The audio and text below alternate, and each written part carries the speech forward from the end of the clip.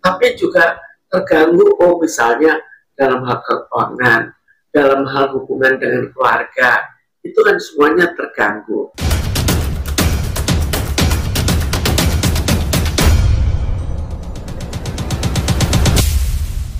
Psikiater Dr. Mintarsih memberikan penjelasan mengenai aspek psikis dalam kasus bunuh diri yang menimpa Aulia Risma Lestari, seorang mahasiswa program pendidikan dokter spesialis Universitas Diponegoro Semarang.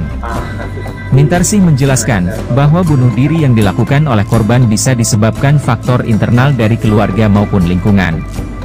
Mintarsih juga menekankan pentingnya mencegah ide bunuh diri agar tidak berkembang menjadi tindakan nyata.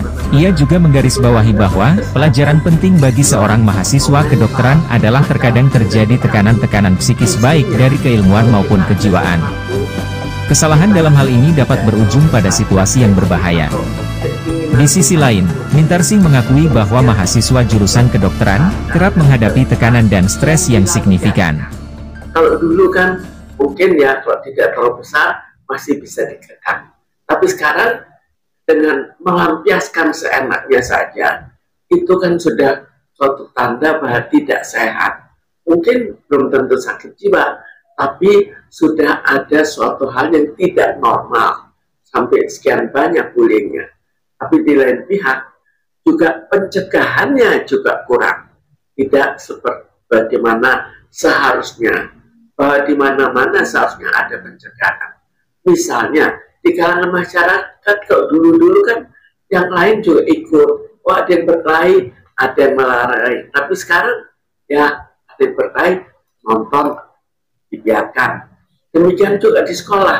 Sekolah kan sama. Di dunia pendidikan, sama juga. Terjadi perkelahian, yang lain juga diam. Atau sekedar nonton.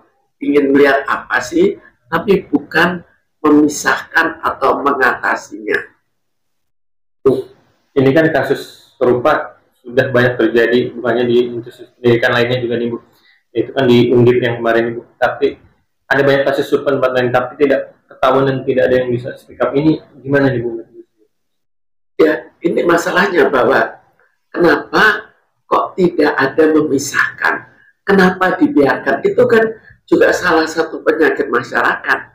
Bahwa dibiarkan saja, tidak ada yang ikut bagaimana supaya tidak ada bullying ini, bagaimana kita menasihati sesama kawan, atau menasihati anak buah, jangan sampai melakukan hal yang berlebih. Perundungan atau bullying ini juga kan tidak hanya dari kata-kata yang verbal saja, tapi dulu kan bolehlah kata-kata verbal, tidak sampai mengakibatkan seseorang yang dibully itu sampai meninggal dunia atau sampai bunuh. Ini sudah pada batas. Sekarang kali ini sudah mulai parah gitu Bu. Memang sebenarnya sudah terlalu parah, tapi kita lihat juga bahwa orang yang dibully itu juga dalam keadaan mental yang kurang baik. Masyarakat umumnya juga mentalnya kurang baik dalam arti kata. Mereka juga dalam keadaan ya bukan bersedih sampai menangis, tapi juga terganggu, oh misalnya dalam hal keuangan, dalam hal hubungan dengan keluarga, itu kan semuanya terganggu. Kalau itu semua itu terganggu, artinya mental masyarakat sudah lebih rendah. Yang melakukan bullying juga lebih banyak. Jadi akhirnya terjadilah bullying yang cukup menyebar pada saat ini. Bu, apa yang harus dilakukan Bu untuk mental kita untuk tidak down, tidak rendah?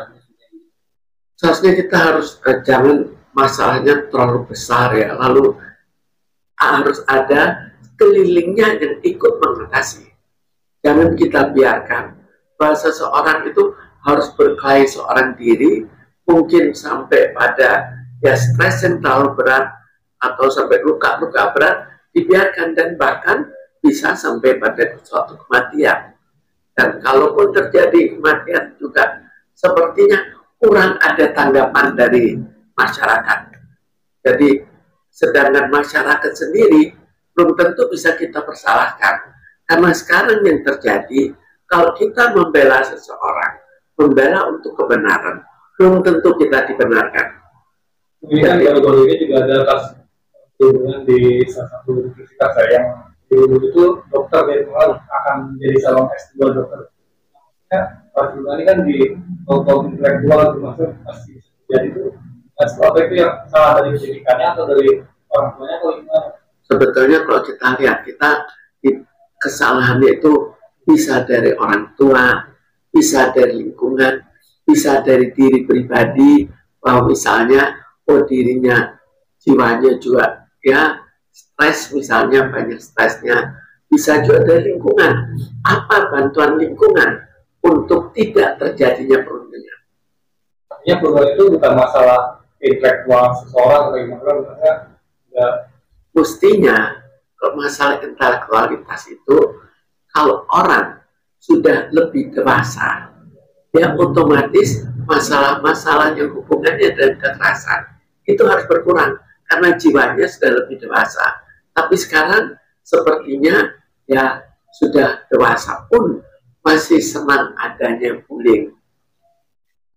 Untuk seseorang yang dibully khususnya itu harus gimana sih Bu, persiapan mentalnya, persiapan psikis mentalnya biar dia tidak sampai bunuh diri, sampai sejauh itu gimana? Kalau sampai bunuh diri, kita lihat ada apa? Apakah memang di rumah juga banyak gangguan? Apakah mental dia memang lemah? Atau mental yang melakukan terlalu keras? Jadi ada dua, yang satu jiwanya dari orang yang kena perundungan, dan satu yang melakukan perundungan. Tapi jelas seandainya ada yang memisahkan atau adanya ikut berpartisipasi agar ini tidak terjadi, maka bisa terjadi justru kesehatan jiwanya justru diperbaiki oleh sesama manusia. Harusnya begitu, bukan akhirnya justru yang lemah yang terus saja dibully, jadi akhirnya kan justru membuat seorang yang lemah menjadi lebih lemah, dan seorang yang misalnya sudah terlalu keras tindakannya, terlalu membiasakan untuk melampiaskan kekerasan itu.